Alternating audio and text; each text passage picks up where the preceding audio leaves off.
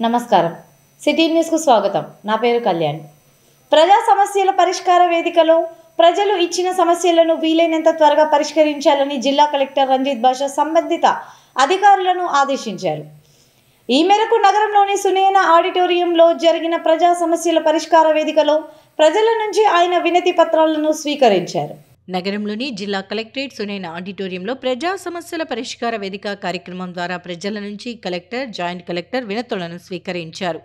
ఈ సందర్భంగా జిల్లా కలెక్టర్ రంజిత్ భాషా మాట్లాడుతూ పీజీఆర్ఎస్లో వచ్చిన అర్జీలను ఎప్పటికప్పుడు చూడాలని పలుమార్లు చెప్పినప్పటికీ కూడా ఇంకా HTUలో చూడని అర్జీల కేసుల సంఖ్య ఉండటం ఏంటని కలెక్టర్ ఆగ్రహం వ్యక్తం చేశారు. అర్జీలు వచ్చి 14-15 రోజులు అవుతున్నప్పటికీ ఇంకా వాటిని చూడకపోవటం ఏంటని, ఇంత నిర్లక్ష్య ధోరణితో ఉండటం ఏమిటని, ఈ విధంగా ఉంటే బాధ్యతతో విధులు ఇలా నిర్వహిస్తారని కలెక్టర్ అసంతృప్తి వ్యక్తం చేశారు. తహసీల్దార్ దేవరకొండకు 7 అర్జీలు వచ్చి 14 రోజులు అవుతున్నాయని, జిల్లా మైనారిటీ అధికారి కర్నూలుకు 3 అర్జీలు వచ్చి 7 రోజులు అవుతున్నాయని, తహసీల్దార్ హొళగుందకు 2 అర్జీలు వచ్చి 13 రోజులు అవుతున్నాయని, తహసీల్దార్ కల్లూరుకు 2 అర్జీలు వచ్చి 15 రోజులు అవుతున్నాయని, ఉద్యాన శాఖ అధికారి పత్తికొండకు 1 అర్జీ వచ్చి 14 రోజులు అవుతున్నాయని, మండల విద్యాశాఖ అధికారి ఎమ్మెగనూర్కు 1 అర్జీ వచ్చి 14 రోజులు అవుతున్నాయని, వక్ఫ్ బోర్డు ఇన్స్పెక్టర్ ఆదోనికి 1 అర్జీ వచ్చి 7 రోజులు అవుతున్నప్పటికీ కనీసం అర్జీలు వచ్చి 15 రోజులు అవుతున్నా వాటిని చూసేదానికి కూడా సమయం లేదా అని కలెక్టర్ సంబంధిత అధికారులను ప్రశ్నించారు. సంబంధిత అధికారులకు షోకాజ్ నోటీసులు జారీ చేయాలని కలెక్టర్ DROను ఆదేశించారు. అదేవిధంగా ఎవరైనా అధికారుల పేర్లు 3 సార్లకు మించి HTU కేసులలో వస్తే సంబంధిత వారికి ఛార్జ్ మెమోలు జారీ చేయాలని కలెక్టర్ DROను ఆదేశించారు. పీజీఆర్ఎస్ అంశంపై వారానికి 2 సార్లు సమీక్ష నిర్వహించుకోకపోతే అర్జీల డిస్పోజల్లో, రెడ్రెసల్లో కానీ ఎటువంటి నాణ్యత, అభివృద్ధి ఉండదన్నారు. డివిజన్ లెవెల్ స్థాయిలో వారానికి 2 సార్లు పీజీఆర్ఎస్ అంశంపై సమీక్షలు నిర్వహించుకోవాలని, అందుకు సంబంధించిన నివేదికలు కూడా తనకు సమర్పించాలని collector, Adoni sub collector, Kurnool, Pattikonda RDOలను ఆదేశించారు. రెవెన్యూ సదస్సులలో వచ్చిన దరఖాస్తులకు సంబంధించి మండల సర్వేయర్ కోసిగి మండలంలో 44 అర్జీలు వస్తే అందులో కేవలం 4 మాత్రమే పరిష్కరించి 90% పెండింగ్లో ఉంచడం ఏంటన్నారు. దేవనకొండ 53% పెండింగ్లో ఉన్నాయని, మండల సర్వేయర్ పెద్ద కడబూరు మండలంలో 50% పెండింగ్లో ఉన్నాయని, హొళగుంద, ఎమ్మిగనూర్ మండలాల్లో కూడా 40% పెండింగ్లో ఉన్నాయని అన్నారు. రెవెన్యూ సదస్సులు పూర్తయి చాలా కాలం అయినప్పటికీ ఇంకా అర్జీలను పరిష్కరించకుండా పెండింగ్లో ఉంచటం ఏంటన్నారు. ఆదోని డివిజన్లోని మండలాలు ఇందులో వెనుకబడి ఉన్నాయని, వాటి మీద ప్రత్యేక దృష్టి సారించి త్వరితగతిన పరిష్కరించే విధంగా చర్యలు తీసుకోవాలని కలెక్టర్, ఆదోని సబ్ కలెక్టర్ను ఆదేశించారు. దేవనకొండ మండలం ప్రతి అంశంలోనూ వెనుకబడి ఉన్నారని కలెక్టర్ దేవనకొండ మండలం తహసీల్దార్ పనితీరు పట్ల అసంతృప్తి వ్యక్తం చేశారు. కర్నూలు ప్రభుత్వ సర్వజన వైద్యశాలను అన్ని విధాలా అభివృద్ధి చేసేందుకు అవసరమైన చర్యలు తీసుకుంటామని కర్నూలు పార్లమెంటు సభ్యులు బస్తిపాటి నాగరాజు తెలిపారు. ఈ మేరకు నగరంలోని ప్రభుత్వ సర్వజన వైద్యశాలను ఆయన సందర్శించి అక్కడ రోగులకు అందుతున్న సేవలను గురించి అడిగి తెలుసుకున్నారు.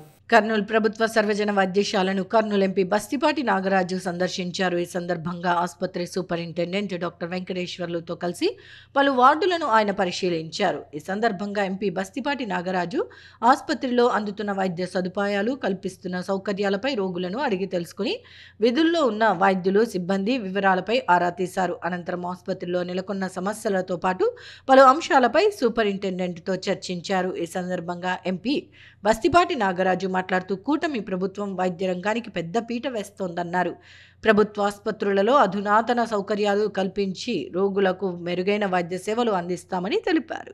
ప్రస్తుతం ఉన్న పరిస్థితుల్లో మాల జాతిని రక్షించుకునేందుకు ప్రతి మాల సోదరుడు స్వచ్ఛందంగా ముందుకు రావాలని తెలంగాణ రాష్ట్రం చెన్నూరు శాసనసభ్యులు వివేక్ పిలుపునిచ్చారు. ఈ మేరకు నగరంలో జరిగిన రాయలసీమ మాలల యుద్ధ ఘర్షణ కార్యక్రమంలో ఆయన ముఖ్య అతిథిగా పాల్గొన్నారు. నగరంలో జరిగిన రాయలసీమ మాలల యుద్ధ గర్జన కార్యక్రమంలో ముఖ్య అతిథిగా తెలంగాణ రాష్ట్రానికి చెందిన చెన్నూరు నియోజకవర్గ శాసన సభ్యులు వివేక్ హాజరయ్యారు. ఈ సందర్భంగా మార్చి 23వ తేదీ జరగనున్న మాలల యుద్ధ గర్జన కార్యక్రమానికి సంబంధించిన ప్రచార పోస్టర్లను వారు విడుదల చేశారు. ఈ సందర్భంగా తెలంగాణ రాష్ట్ర ఎమ్మెల్యే వివేక్ మాట్లాడుతూ ప్రస్తుతం ఉన్న పరిస్థితుల్లో మాలలు అందరూ ఐకమత్యంగా ఉండి రాజకీయ పార్టీలకు తమ బలాన్ని చూపాల్సిన అవసరం ఎంతైనా ఉందని చెప్పారు. సమాజంలో మాలలకు ప్రత్యేక గౌరవం ఉందని ఆయన తెలియజేశారు. మాల జాతిని కాపాడుకునేందుకు ప్రతి ఒక్కరూ ఐకమత్యంగా ముందుకు రావాలని పిలుపునిచ్చారు. మాలల సమస్యల పరిష్కారం కోసం, మాల జాతి పరిరక్షణ కోసం తాను ఎప్పుడూ ముందుండి పోరాడుతానని వెల్లడించారు. గత 30 సంవత్సరాలుగా మాలలు రాజ్యాంగంను నమ్ముకొని ప్రశాంతంగా జీవిస్తున్నారని చెప్పారు. అయితే ఇటీవల ఎస్సీల వర్గీకరణకు సంబంధించి సుప్రీంకోర్టు తీర్పు ఇచ్చిన నేపథ్యంలో మాలలు తమ హక్కులను కాపాడుకునేందుకు ఐకమత్యంగా ముందుకు రావాల్సిన అవసరం ఉందని చెప్పారు. మాలలు ఏదో దోచుకున్నారని ప్రచారం చేస్తున్నారని, అదే నిజమైతే ఇన్ని బ్యాక్లాగ్ పోస్టులు ఎందుకు ఉన్నాయని ప్రశ్నించారు. ఎప్పటికైనా మాలలు కలిసి మెలిసి రాకపోతే భవిష్యత్తు ఉండదని, మాలలు ఒక శక్తిగా ఎదగాల్సిన అవసరం ఉందని వివరించారు. ఎస్సీల వర్గీకరణ విషయంలో మందకృష్ణ మాదిగ పార్లమెంటులో ఎస్సీ వర్గీకరణ బిల్లును ప్రవేశపెట్టాలని కేంద్ర ప్రభుత్వంపై ఎందుకు ఒత్తిడి తేవటం లేదని ప్రశ్నించారు. ఎందుకంటే పార్లమెంటులో ఎస్సీల వర్గీకరణ బిల్లు ప్రవేశపెడితే మెజారిటీ ఎంపీలు దానిని వ్యతిరేకిస్తారన్న కారణంతోనే బిల్లు ప్రవేశపెట్టడం లేదని ఆయన తెలిపారు. రాష్ట్ర వ్యాప్తంగా మాలలను ఐక్యం చేసేందుకు ఇలాంటి సమావేశాలను మరిన్ని నిర్వహిస్తామని తెలిపారు.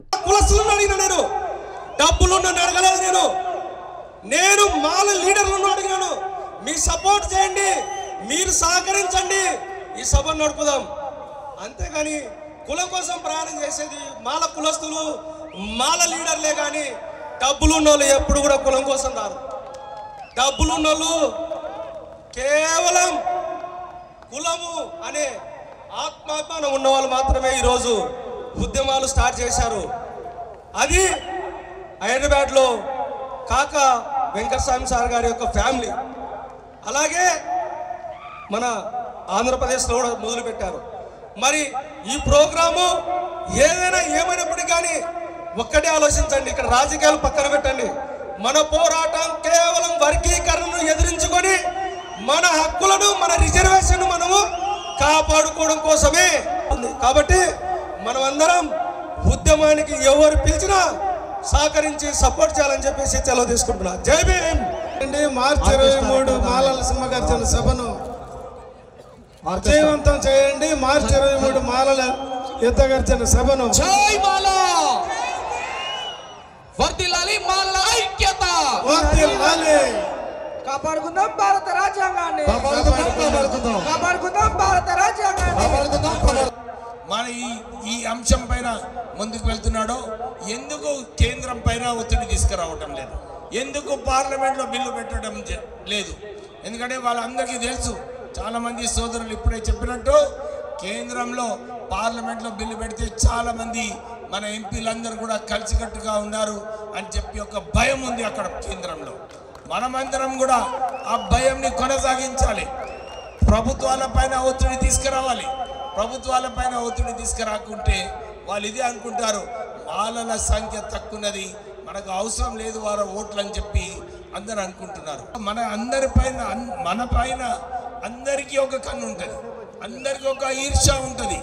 ఆ ఈర్ష్య ఉన్నప్పటికీ కూడా ఎంత ఒత్తిడి వచ్చినప్పుడు కూడా మన జాతి కోసము మనం ఆలోచించి మన జాతిని మనం కాపాడుకుందామని చెప్పి మనం అందరం కూడా ముందుకు రావాలి. దళితుల అభ్యున్నతి కోసం ఎస్సీ ఎస్టీ సబ్ ప్లాన్ నిధులను వెంటనే విడుదల చేయాలని దళిత హక్కుల పోరాట సమితి నాయకులు డిమాండ్ చేశారు. ఈ మేరకు దళితుల సమస్యలను పరిష్కరించాలని కోరుతూ నగరంలోని జిల్లా కలెక్టర్ కార్యాలయం ఎదుట నిరసన కార్యక్రమాన్ని నిర్వహించారు. దళితులకు సంబంధించిన ఎస్సీ ఎస్టీ సబ్ ప్లాన్ నిధులను వెంటనే మంజూరు చేయాలని కోరుతూ నగరంలోని జిల్లా కలెక్టర్ కార్యాలయం ఎదుట దళిత హక్కుల పోరాట సమితి ఆధ్వర్యంలో నిరసన కార్యక్రమాన్ని నిర్వహించారు.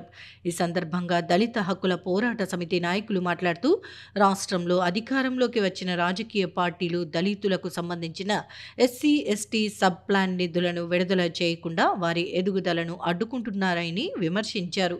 గతంలో వైఎస్ఆర్ కాంగ్రెస్ పార్టీ అధికారంలో ఉన్న సమయంలో ఎస్సీ ఎస్టీ సబ్ ప్లాన్ నిధులను దళితుల కోసం వినియోగించాల్సి ఉండగా వాటిని రాష్ట్ర ప్రభుత్వ పథకాలైన నవరత్నాలు పథకానికి మళ్లించి దళితులకు అన్యాయం చేశారని విమర్శించారు.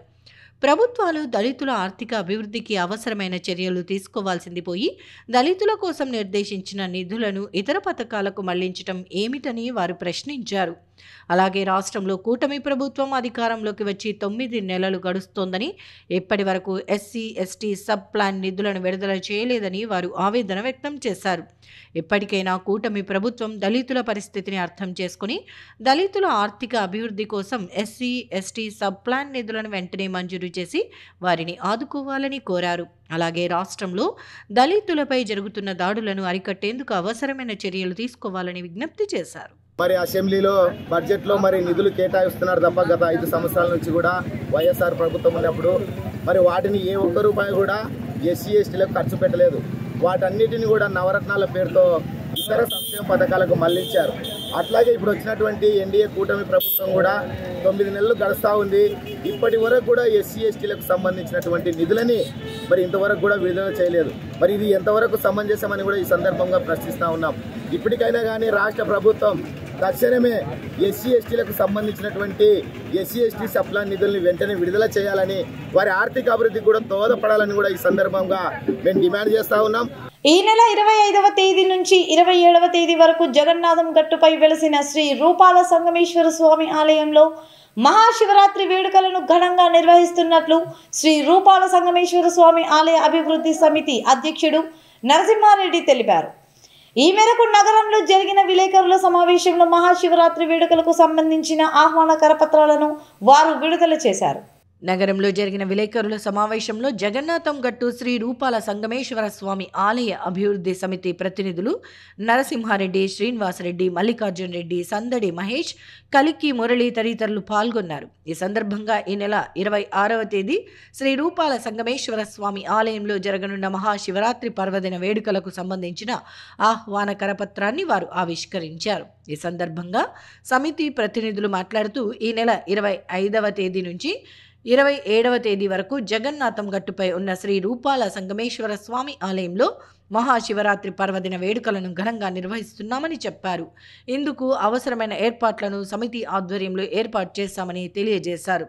ఈ నెల 25వ తేదీ ధ్వజారోహణ, హోమం కార్యక్రమాలతో శివరాత్రి వేడుకలు ప్రారంభమవుతాయని చెప్పారు.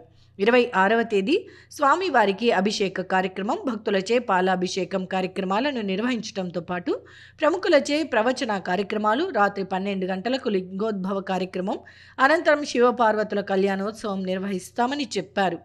27వ తేదీ సాయంత్రం రథోత్సవ కార్యక్రమాన్ని నిర్వహిస్తామని చెప్పారు. ఈ కార్యక్రమంలో 2 లక్షలకు పైగా భక్తులు పాల్గొనే అవకాశం ఉందని, ఇందుకు సంబంధించి అన్ని రకాల ఏర్పాట్లు చేశామని వివరించారు.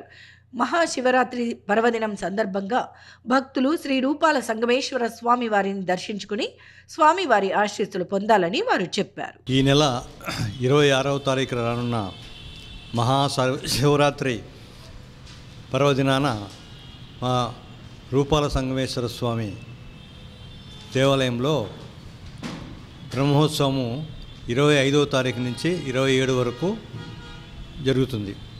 ముఖ్యంగా 25వ తారీఖు ఉదయము ధ్వజారోహణ హోమము చేసి ఈ బ్రహ్మోత్సవాలకు అంకురార్పణ చేస్తాం. 26వ తారీఖు శివరాత్రి రోజు ఉదయం 4 గంటల నుంచి 10 గంటల వరకు అభిషేకాలు, 10 నుంచి 1 గంట 2 గంటల వరకు ఒట్టి పాలాభిషేకం, భక్తులచే డైరెక్ట్గా పాలు స్వామి మీదకి పోయేలాగా అరేంజ్ చేశాము. అది ఉంటుంది. 1 గంట నుంచి అలంకరణ సేవ ఉంటుంది. తర్వాత ఆ రోజు సాయంత్రము ఈ ప్రవచనాలు, ముఖ్యమైన వాళ్ళతో ప్రవచనాలు, తర్వాత సాంస్కృతిక కార్యక్రమాలు రాత్రంతా జరుగుతూనే ఉంటాయి. ప్రజలందరినీ కర్నూలు ప్రజలందరినీ జగన్నాథ గట్టుకు వచ్చి అందరూ ఆయన ఆశీర్వాదాలు పొందాలని కోరుకుంటున్నాము. ఈ నెల 26వ తారీఖున మహాశివరాత్రి పర్వదినాన్ని పురస్కరించుకొని ప్రతి సంవత్సరం లాగే దిన్నెదరుపాటి సమితి, ఎండోమెంట్స్ డిపార్ట్మెంటు మరియు శ్రీ రూపాల సంగమేశ్వర జగన్నాథ గట్టు అభివృద్ధి సమితి ఆధ్వర్యంలో కొండ మీద ప్రభుత్వ అన్ని శాఖల సమన్వయంతో భక్తులందరికీ అనేక సదుపాయాలను కల్పించడం జరిగింది. ఇందులో వాటర్ అయితేమి, అన్నప్రసాదం అయితే ఏంటి, అలాగే ఆర్టీసీ బస్సులు నలుమూల నుంచి కూడా ఆర్టీసీ బస్సులను కూడా ఆర్టీసీ డిపార్ట్మెంట్ వాళ్ళు బస్సులు వేయడం వాళ్ళు సమ్మతించారు. అలాగే ప్రసాద వితరణ కూడా జరుగుతుంది. ఉదయం 5 గంటల నుంచి 9 గంటల వరకు 20వ తారీఖున అభిషేకాలు ఉంటాయి. తర్వాత 9 తర్వాత 12 గంటల వరకు అక్కడ భక్తులు ఎవరికి కూడా వాళ్ళకు ఇబ్బంది కలగకుండా పాలాభిషేకాన్ని ఏర్పాటు చేయడం జరిగింది. గత సంవత్సరంలాగా ఈ సంవత్సరం కూడా చాలామంది భక్తులు పాలాభిషేకంలో పాల్గొన్నారు. అలాగే మధ్యాహ్నము 1 గంటకు స్వామి అలంకరణ ఉంటుంది. తర్వాత సాయంత్రము రాత్రి సాంస్కృతిక కార్యక్రమాలను ఏర్పాటు చేయడం జరిగింది. కాబట్టి భక్తులందరూ కూడా అంటే మేము దాదాపుగా 2 లక్షల పైన భక్తులు ఈసారి కొండ మీదకి వస్తారని చెప్పేసి మేము ఆలోచించి అన్ని ఏర్పాట్లను మేము పూర్తి చేయడం జరిగింది. కాబట్టి భక్తులందరూ ఎటువంటి ఆలోచన లేకుండా భక్తి శ్రద్ధలతో కొండ మీదకి వచ్చి స్వామివారి ఆశీస్సులను పొందగాలని చెప్పేసి తెలియజేస్తున్నాం. భగవద్గీతను విన్నా, పారాయణం చేసిన సకల శుభాలు కలుగుతాయని గీతా ప్రచార సంఘం అధ్యక్షుడు డివి రమణ తెలిపారు. ఈ మేరకు నగరంలోని గీతా ప్రచారం ధామంలో ఏకాదశిని పురస్కరించుకొని సంపూర్ణ భగవద్గీత పారాయణ కార్యక్రమాన్ని నిర్వహించారు. నగరంలోని సంకల్బాగ్లో ఉన్న గీతా ప్రచార ధామంలో ఏకాదశి పర్వదినాన్ని పురస్కరించుకుని గీతా ప్రచార సంఘం ఆధ్వర్యంలో సంపూర్ణ భగవద్గీత పారాయణ కార్యక్రమాన్ని నిర్వహించారు. కార్యక్రమంలో గీతా ప్రచార సంఘం అధ్యక్షుడు డివి రమణ, ప్రతినిధులు మహాబలేష్ తదితరులు పాల్గొన్నారు. ఈ సందర్భంగా జరిగిన సంపూర్ణ భగవద్గీత పారాయణం కార్యక్రమంలో భక్తులు స్వచ్ఛందంగా పాల్గొని భగవద్గీతను పారాయణం చేశారు. ఈ సందర్భంగా గీతా ప్రచార సంఘం అధ్యక్షుడు డివి రమణ మాట్లాడుతూ భగవద్గీతను ప్రజల్లో విస్తృతంగా ప్రచారం చేయటమే లక్ష్యంగా గీతా ప్రచార సంఘాన్ని స్థాపించామని తెలిపారు. అలాగే గీతా ప్రచార ధామంలో ప్రతి నెల వచ్చే 2 ఏకాదశుల సందర్భంగా సంపూర్ణ భగవద్గీత పారాయణ కార్యక్రమాన్ని నిర్వహిస్తున్నామని చెప్పారు. ఈరోజు నిర్వహించిన భగవద్గీత పారాయణం కార్యక్రమంలో భక్తులు అధిక సంఖ్యలో పాల్గొన్నారని తెలిపారు. అలాగే మార్చి 10వ తేదీ ఏకాదశి సందర్భంగా గీతా ప్రచార ధామంలో సంపూర్ణ భగవద్గీత పారాయణ కార్యక్రమాన్ని నిర్వహిస్తున్నట్లు ఆయన తెలిపారు. ప్రతి ఏకాదశికి సంపూర్ణ భగవద్గీత పారాయణాన్ని గీతా ప్రచారధామం అనేటటువంటి ఒక ప్రాంగణంలో నిర్వహిస్తున్నాము. ఇంచుమించు 2 సంవత్సరాలుగా ప్రతి ఏకాదశి చక్కగా నిర్వహిస్తున్నాము. ఈరోజు పరమ పవిత్రమైనటువంటి ఈ ఏకాదశి రోజున భక్తులందరూ పాల్గొని ఈ యొక్క భగవద్గీత సంపూర్ణ పారాయణాన్ని ఎంతో చక్కగా 3 గంటల పాటు ఎంతో చక్కగా చేస్తూ దాంట్లో పాల్గొన్నారు. చాలామంది భక్తులు పాల్గొన్నారు. ఇదే విధంగా రాబోయేటటువంటి 10వ తారీఖు మార్చి సోమవారం కూడా ఏకాదశి కార్యక్రమం వస్తుంది. అది చాలా చక్కటి వ్రతం ఏకాదశి. అది ఆ రోజు వ్రతం ఆచరించి ఎందరో భక్తులు దైవ సాన్నిధ్యం పొందారని చెప్పేసి పురాణాల్లో ఉంది. అటువంటి ఏకాదశి 10/3 సోమవారం కూడా అందరు రావాలని కోరుతున్నాను. ఈ విధంగా వచ్చినటువంటి వారికి అందరికీ మా హృదయపూర్వక నమస్కారం తెలుపుతూ పరమాత్మని యొక్క అనుగ్రహము అందరి మీద, అందరి భక్తులు అందరి ప్రార్థించాలని కోరుతూ హరి ఓం. మహాశివరాత్రి సందర్భంగా శివాలయాలలో పూజలు నిర్వహించేందుకు వీలుగా ప్రయాగలోని మహాకుంభమేళ నుంచి తీసుకువచ్చిన జలాన్ని ఉచితంగా అందజేస్తున్నట్లు నగరంలోని బృందావన్ బేకరీ యజమాని మహాబలేష్ తెలిపారు. నగరంలోని మున్సిపల్ కార్పొరేషన్ కార్యాలయంలో ప్రక్కన ఉన్న బృందావన్ బేకరీలో ఈ జలాలను పంపిణీ చేస్తామని ఆయన స్పష్టం చేశారు. కర్నూలు నుండి 144 మంది భక్తులు ప్రయాగలోని మహాకుంభమేళ యొక్క త్రివేణి సంగమం ఆచరించి వస్తున్నప్పుడు ప్రతి ఒక్కరు కూడా 10 లీటర్ల మాదిరిగా 144 మంది ఆ యొక్క మహాకుంభమేళ జలాలను తీసుకొచ్చారు. ఎల్లుండి మహాశివరాత్రి పర్వదిన కార్యక్రమం పురస్కరించుకొని శివాలయాల అభిషేకం చేసే వాళ్ళకి ఈ యొక్క జలాలను ఉచితంగా ఇస్తున్నారు. కనుక దేవస్థానం వాళ్ళు, శివాలయాలు అందరూ వచ్చి ఆ యొక్క జలాలను తీసుకెళ్లవలసిందిగా కోరుతున్నాం. ఈ జలాలు పంపిణీ చేయు ప్రదేశము కర్నూలు నగరంలో ఉన్న మున్సిపల్ కార్పొరేషన్ పక్కన బృందావన్ బేకరీలో వచ్చిన భక్తాదులందరికీ కూడా ఈ జలాలను ఉచితంగా ఇస్తున్నారు. దేవస్థానం కమిటీ సభ్యులు, దేవాలయాల సిబ్బంది అందరూ వచ్చి ఆ జలాలను తీసుకోవాల్సి కోరుతున్నాం. వచ్చేటప్పుడు ప్రతి ఒక్కరు కూడా బాటిల్స్, ఎంటీ బాటిల్స్ తీసుకొచ్చి దాని నిండా కూడా మేము ఆ యొక్క మహాకుంభమేళ ప్రయాగరాజ్ త్రివేణి సంగమం జలాలను ఉచితంగా ఇస్తాం. శ్రీశైలం వెళ్తున్న భక్తులకు అన్నదాన కార్యక్రమం చేయడం సాక్షాత్తు ఆ పరమశివునికి సేవ చేసినట్లేనని కుమ్మరి వీధి భక్త బృందం అన్నారు. ఈ మేరకు నగర శివారులోని వెంకయ్యపల్లి వద్ద శ్రీశైలం వెళ్తున్న భక్తులకు వారు అన్నదాన కార్యక్రమాన్ని నిర్వహించారు. నగర శివార్లోని వెంకాయపల్లె ఎల్లమ్మ ఆలయం వద్ద నగరంలోని కుమ్మరి వీధి భక్త బృందం ఆధ్వర్యంలో శ్రీశైలంకు వెళ్తున్న భక్తులకు అన్నదాన కార్యక్రమాన్ని నిర్వహించారు. మహాశివరాత్రి పర్వదినం నేపథ్యంలో భక్తులు శ్రీశైలానికి అధిక సంఖ్యలో కాలినడకన వెళ్తున్న నేపథ్యంలో ప్రతి సంవత్సరం కుమ్మరి వీధి భక్త బృందం ఆధ్వర్యంలో శివస్వాములకు అలాగే భక్తులకు అన్నదాన కార్యక్రమాన్ని నిర్వహించడం ఆనవాయితీగా వస్తోంది. ఇందులో భాగంగానే వెంకాయపల్లి ఎల్లమ్మ ఆలయం వద్ద శివస్వాములకు అన్నదాన కార్యక్రమాన్ని ఏర్పాటు చేశారు. ఇందుకు సంబంధించి ప్రత్యేకంగా శిబిరాన్ని ఏర్పాటు చేసి భక్తులకు అవసరమైన సౌకర్యాలు కల్పిస్తూనే అన్నదాన కార్యక్రమాన్ని కొనసాగించారు. కుమ్మరి వీధి భక్త బృందం ఆధ్వర్యంలో ఏర్పాటు చేసిన అన్నదాన కార్యక్రమానికి భక్తుల నుంచి విశేష స్పందన వచ్చింది. ఈ సందర్భంగా కుమ్మరి వీధి భక్త బృందం ప్రతినిధులు మాట్లాడుతూ ప్రతి సంవత్సరం మహాశివరాత్రి సందర్భంగా శ్రీశైలంకు వెళ్తున్న శివభక్తులకు అన్నదాన కార్యక్రమాన్ని ఏర్పాటు చేస్తున్నామని వివరించారు. ఈ కార్యక్రమం ఏర్పాటు చేయడం ద్వారా భక్తులకు ఎంతో సౌకర్యం కలుగుతుందని వివరించారు. శ్రీ బ్రహ్మరాంబ మల్లికార్జున స్వామి వారి ఆశీస్సులతో ప్రతి సంవత్సరం ఈ కార్యక్రమాన్ని కొనసాగిస్తామని వారు వెల్లడించారు. విద్యార్థులు చదువుతో పాటు క్రీడల్లో రాణిస్తే ఉజ్వల భవిష్యత్ ఉంటుందని బొల్లెద్దుల శేషసాయి ప్రశాంత్ అన్నారు. ఈ మేరకు నగరంలోని పాత బస్టాండ్ మున్సిపల్ పార్కులో ఏర్పాటు చేసిన టైక్వాండో బెల్ట్ గ్రేడింగ్ పోటీలను వారు ప్రారంభించారు.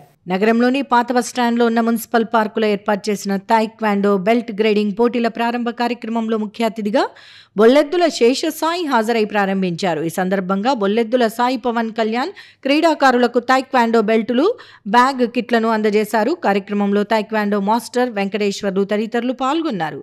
ఈ సందర్భంగా వారు మాట్లాడుతూ విద్యార్థులు చదువుతో పాటు క్రీడల్లో రాణిస్తే ఉజ్వల భవిష్యత్తు ఉంటుందని తెలిపారు. ముఖ్యంగా కరాటే లాంటి మార్షల్ ఆర్ట్స్లో సాధన చేయటం వల్ల శారీరక మానసిక ఆరోగ్యం మెరుగుపడి చదువులోనూ చక్కగా రాణిస్తారని వివరించారు. చాలా సంతోషకరమైన విషయం. మా నాన్న ఎవరైతే స్వర్గస్థులు శ్రీ బొల్లెద్దుల రామకృష్ణ గారైతే ఏ విధంగా ఆయన మానసిక పుట్టికైన బీఆర్కే ఫౌండేషన్లో ఏ విధంగా అయితే ఆయన సేవా కార్యక్రమాలు చేసుకుంటూ వచ్చిన, ఎస్పెషల్లీ ఆత్మరక్షణకి సంబంధించిన కార్యక్రమాలు ఆయనకు ఎంతో దగ్గర సంబంధం ఉన్నారు. సో ఆయన ఏ విధంగా అయితే విధంగా ఉన్నాడో అదేవిధంగా నేను కానీ మా తమ్ముడు బొల్లెద్దుల పవన్ కానీ ఇప్పుడు కొండారెడ్డి గుజు సమీపంలో ఉన్న టైకోండో అకాడమీకి బీఆర్కే ఫౌండేషన్ మన సాయన్న పౌలన్న ఇచ్చేసి మా అకాడమీకి రోజు సాధన చేస్తున్న విద్యార్థులకు టైకోండో కిట్లు పంపిణీ చేస్తున్నందుకు చాలా ధన్యవాదాలు. అలాగే మా రామకృష్ణ గారు మాకు ఎప్పుడు ఇళ్ళవేళలా మాకు టైకోండోకి ఆర్థిక సాయం అందించేవారు. ఈ గేమ్ టైకోండో ఒలింపిక్ గేమ్, ఈ గేమ్ స్థాయికి వచ్చిందంటే మా రామకృష్ణ సపోర్ట్, అలాగే అందరూ కూడా మనకు సపోర్ట్ చేసిన చాలా ధన్యవాదాలు. ఈ ప్రోగ్రామ్ వచ్చినందుకు ధన్యవాదాలు. Thank you. ఇంతటితో సిటీ న్యూస్ సమాప్తం. తిరిగి రేపటి సిటీ న్యూస్లో కలుద్దాం. నమస్కారం.